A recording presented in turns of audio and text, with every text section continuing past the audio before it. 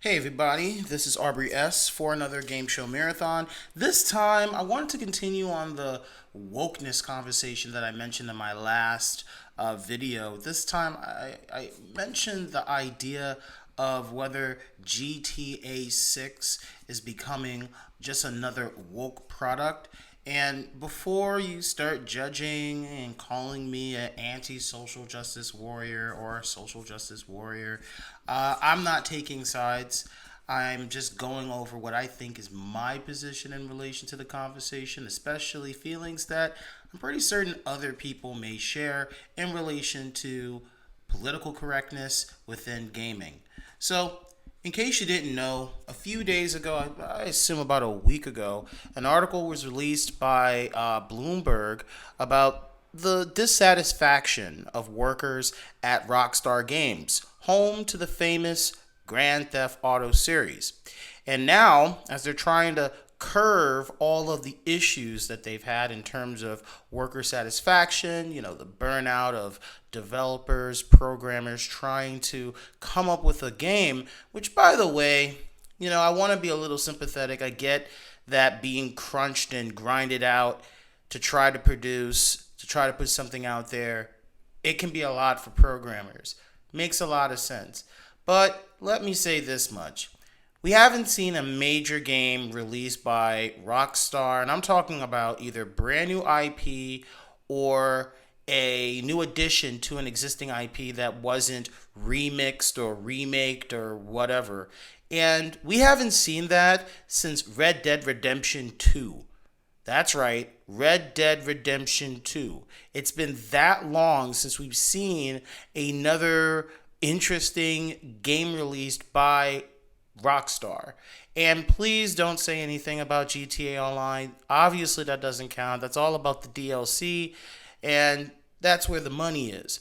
But now we have this report that's coming out from Bloomberg, or has been out for a few days by Bloomberg, indicating that Grand Theft Auto 6 is going to have a female protagonist, right? The main character is going to be a Latina or Latinx, if people are identifying like that. That individual will be the protagonist for the brand new GTA 6 game that's supposed to be located back in Miami. That's right. The last time we had a Miami type of location, that was in Grand Theft Auto Vice City. I'm talking about the PlayStation 2. So, yeah, they're going back to a very iconic location, and they're trying to make this into a Bonnie and Clyde type of narrative. So I believe that the protagonist's main character is going to be a guy.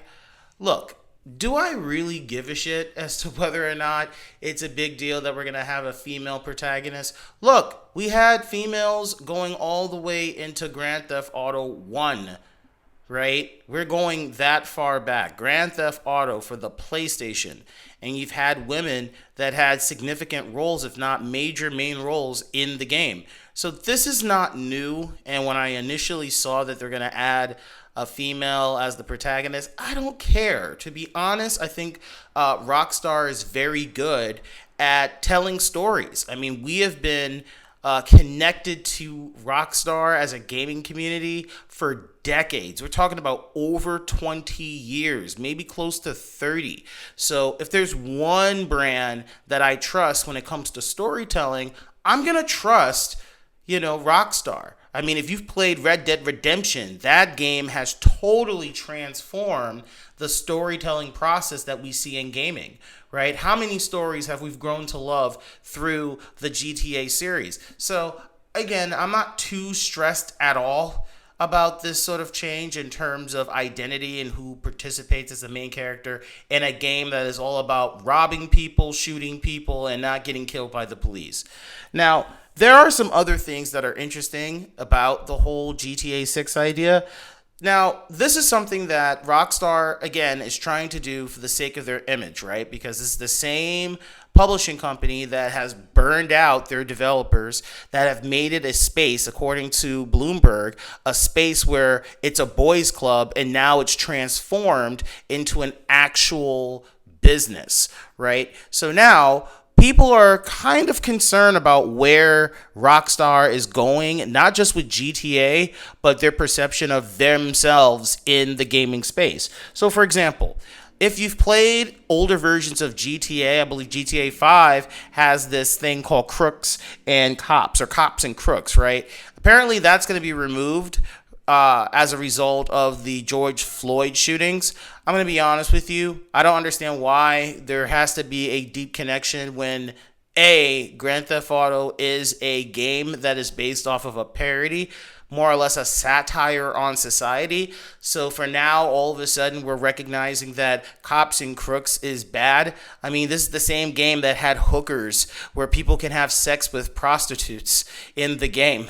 Are we going to take that out too? Right? I think that if you're going to try to sanitize the satire that is the game itself, again, it goes back to what I said in the previous video about how, look, video games is a space where one escapes from reality to partake in a world, whatever world that they want to engage in, and it's just virtual life, right? In reality, it doesn't translate into something that is real, right? If I go and I play Call of Duty, at the end of the game, I'm not going to go and grab a SMG and start shooting people, right? There's reports, there's research that indicates that that is a load of bullshit. So, getting all caught up that now we recognize this sort of gimmick in the game is now unsuitable because of George Floyd. Look, I say it before and I'll say it again. As a black man that plays games, as a 34-year-old black gamer, am I offended because of the jokes that we've seen from Grand Theft Auto, including cops and crooks? Yeah, a bit of a stretch. Also, they're taking out jokes that may be offensive to trans populations. Again, if you're going to get caught up getting emotional because of a joke, right, then I don't think this is probably the game that you should play. I'm not trying to censor. I'm not trying to dictate what one can do. But come on, jokes. Seriously, I once told somebody, a good friend of mine, that the hardest job in the world is not president, it's not CEO of Apple, it's not doctors, it's not Elon Musk, it's not any of these important people that we think that have the most difficult jobs in the world. The most difficult person to have a job in this world today are comedians. Why? Because when they crack a joke, it's going to offend somebody, and God forbid that person then comes up on the stage and tries to punch the shit out of somebody or slap the shit out of somebody, which is another interesting, segue. In case you haven't realized, Will Smith put out an apology video, and no one's really giving a shit about it because it's been 4 months. Anyway, I digress. The point is trans jokes are now starting to become removed from the game. Honestly, I think that if you are caught up on trans jokes in a game that's about killing people, I think you should reorient your priorities. Kind of sounds familiar from my last statement in the last video. Another one is, they are not trying to punch down on marginalized groups. Literally, what the fuck is that? Like, I don't get it. Like, you don't want to create a game that is, Let me step back, because it kind of frustrates me when I've read that. I'm frustrated because it just doesn't make sense. You make a game about stealing cars, right? The title of the game is Grand Theft Auto, right?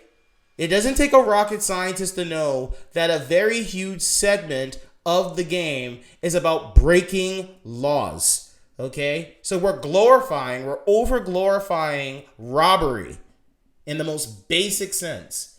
And we're getting offended because an individual has been made fun of that represents a marginalized community in the game. Really?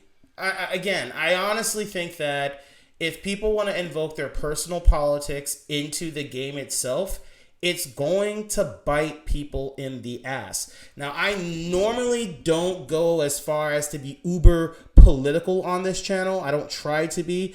This is a channel that's all about gaming and game shows and anything that requires a win and a loss. But this tweet actually intrigues me. And believe it or not, it comes from a Florida Republican congressional candidate. I can't believe those words came out of my mouth. But anyway, a person by the name of Laverne Spicer indicated, apparently this person is a GTA fan, they said, GTA 6 is going to go woke. They also go broke.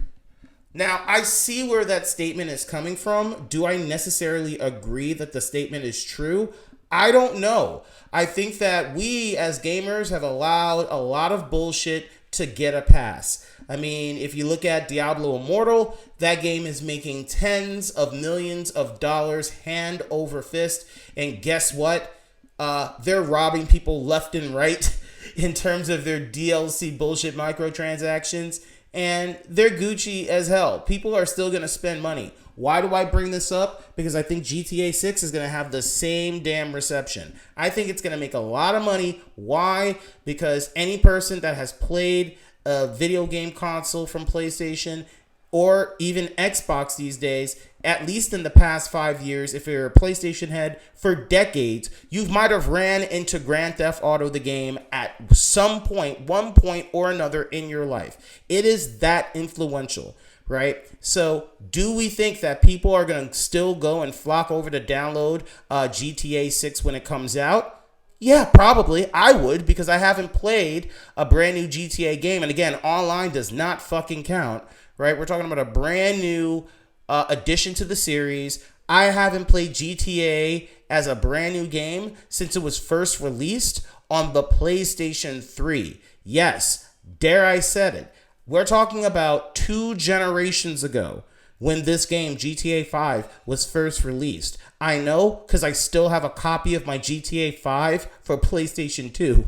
I never even bothered to get it again. And it's not to say that I think GTA 5 is bad. I just lost interest over time. But would people flock to see GTA 6 and play it and want to, see what's the new craze? I'm very certain that's going to happen.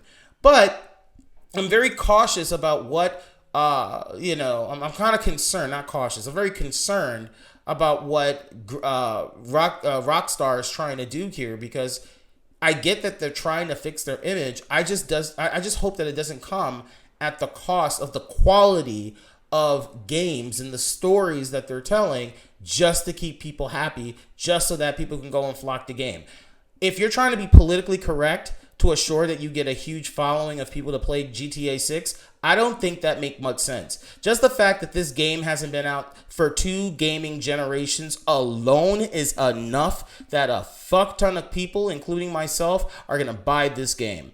But does it have to be so woke though? I don't know. But again, the customers will end up telling the story, not the story itself. And as always, if you like what you heard, please click a like. If you want to subscribe and see the rest of my content, you know what to do. Just click that subscribe button at the bottom right corner and feel free to comment. Tell me your thoughts about the whole idea of GTA 6 and whether it's getting too woke, or just the ideas of games itself and its woke culture. Again, I'm not here to say that your ideas are bad or not, but let's at least have the conversation, and I'm curious to see what you're thinking. Thanks for watching.